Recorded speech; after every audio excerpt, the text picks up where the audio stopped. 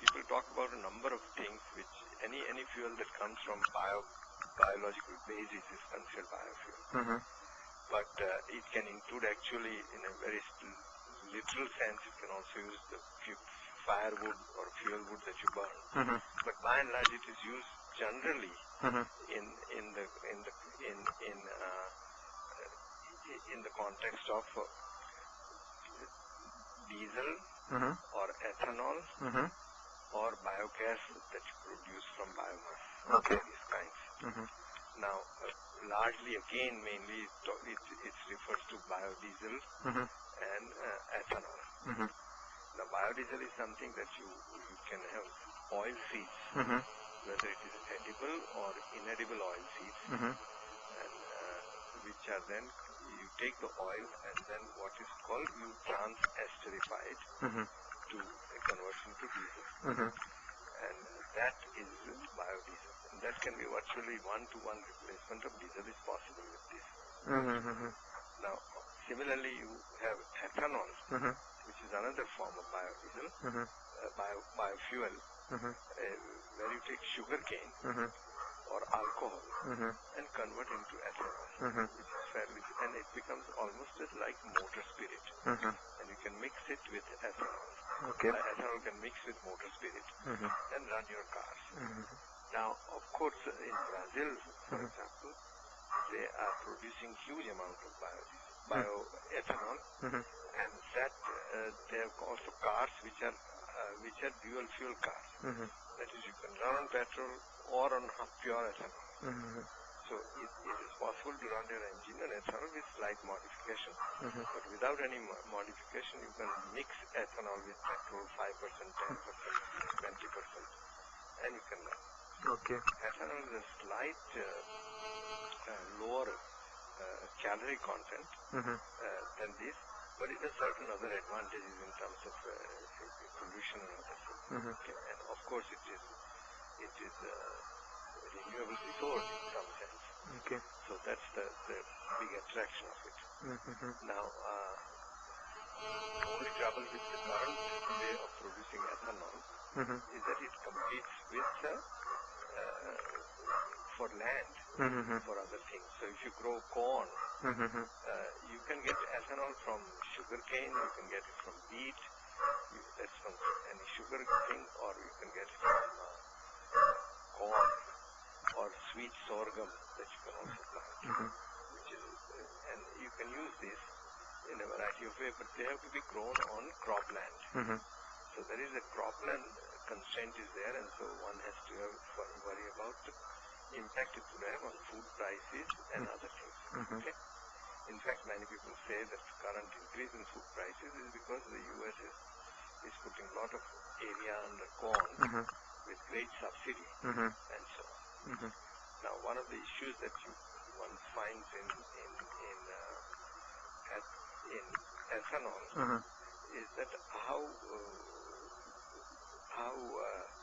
what is the energy gain that you make? Okay. Some people have argued that when you make ethanol from corn, and if you take into account energy that goes into transport, into processing and other things, then and fertilizer and so on, then the fossil fuel that you put in, you get a very little gain in terms of the net energy gain is very small. Some people even say negative. On the other hand, if you make it from sugarcane, then there is a substantial energy gain. But sugarcane requires a lot of water and a lot of land, water particularly, and only a country like Brazil with huge amount of land has a natural comparative advantage for doing so. Right? So that's the story on ethanol. Now the other problem is with ethanol is that you need to get not problem, but another you could say an attractiveness of ethanol can be that there are people who say you can actually make ethanol from cellulosic biomass. That is, you can take wood chips, you can take rice straws, wheat straws, all this agricultural waste which is currently burnt can be used to convert into ethanol. That process currently is not economical as yet, but there are many people working on it with great hope that it can be done. Now, if India were to use, say, ethanol, and if you say we want to go by the sugarcane route, we would have really, or a sweet sorghum route, the amount of total ethanol we can produce would be very limited because of the land constraint. We cannot have more than maybe 5 to 7 million tons of this, in my opinion, without really putting a significantly adverse impact on your food production. Yeah.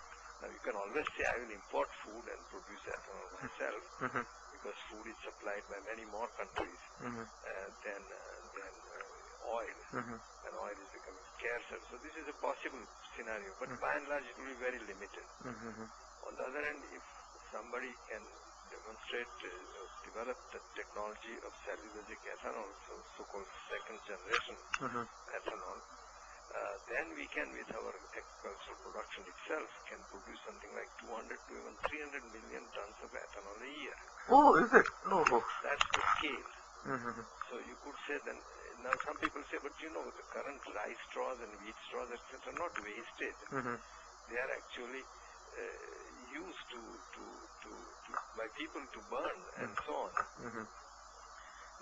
Two arguments can be given against this. One is they're burning it with such great inefficiency, so that what gives them 5% efficiency or 10% efficiency with which they burn in wood stuff, that can be easily replaced with a very small amount of ethanol that you produce, or a substitute for ethanol, like petroleum products, kerosene or LPG. So there is a huge net gain can take place from that point of view. So this is the ethanol story. Now, in terms of biodiesel, however, again, people try to push this huge idea of Jatropha and so on. But the trouble is that they are not really, that the yields are very low. By and large, they are talking about 4 tons per hectare of seeds, which is about 1 ton of oil per hectare.